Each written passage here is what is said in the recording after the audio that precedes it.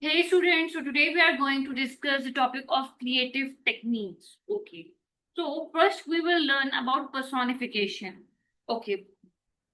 So basically personification is, you can say, a creative writing tool where you talk about non-living things like animals or objects as if they were human. Like, it gives them human traits, feelings, or actions to make your writing more interesting and more, you can say, vivid. Okay, so personification is giving human characteristics to non-human things.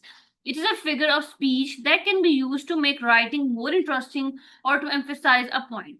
Okay, so the example is the tree danced in the wind.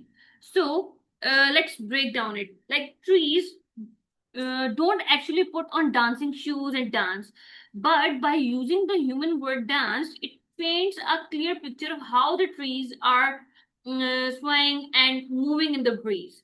Okay, so this matches the cartoon image on the slide, like this, which shows a tree looking like a person with arms surrounded by little dancing plants. Okay, so another example is the thick walls, like you can say it, the thick walls, it was dropped on every word we said. So basically, walls obviously don't have ears and can't secretly listen to your conversation. So saying they eavesdropped is just a dramatic, interesting way to say that the room was very quiet or that it felt like someone might be listening to a secret. Okay?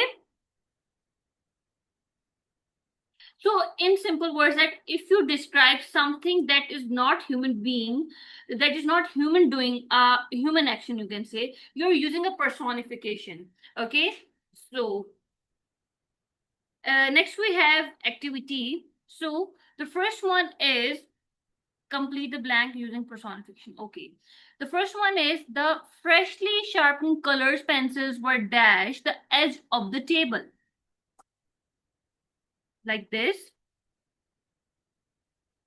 Yes, the correct answer is waiting impatiently on. Like, why? Because pencils can physically roll off a table or be placed there by someone. Okay? However, pencils don't have feelings. They can't actually feel impatient. Giving them the human feeling of impatience is what makes it personification. Okay? So the next one is select the sentence that uses personification. Okay, read that sentences. Yes, the correct one is the weathered shed in the backyard was slumped over in defeat. Why? Because an old broken down wooden shed might be leaning over, but an object cannot feel defeated or given up like a human constant losing a game. So describing the old shed as being in defeat gives it a human emotion, which is personification. Okay, and option B, A and B are just regular descriptive sentences describing things that can actually happen in real life. Okay, so the next one is, okay, so we have another activity. When it tried to sharpen his pencils, the electric pencil sharpener dash. Yes, option B is correct, which is devoured it.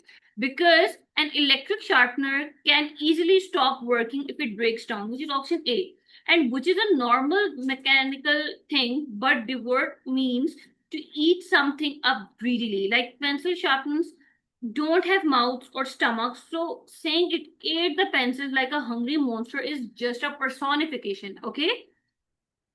So the next one is, okay, read that sentences, option A, B, and C, and then you have to guess which answer is correct. Yes, option C is correct. As he waited for the school bus in the frigid weather, snowflakes bit Brad's bare face. So basically, snowflakes are just tiny flakes of ice. They don't have teeth and cannot actually bite you. Saying the snowflakes bit his face is a colorful human way of describing how stinging and painfully cold the winter air felt on his skin. Okay.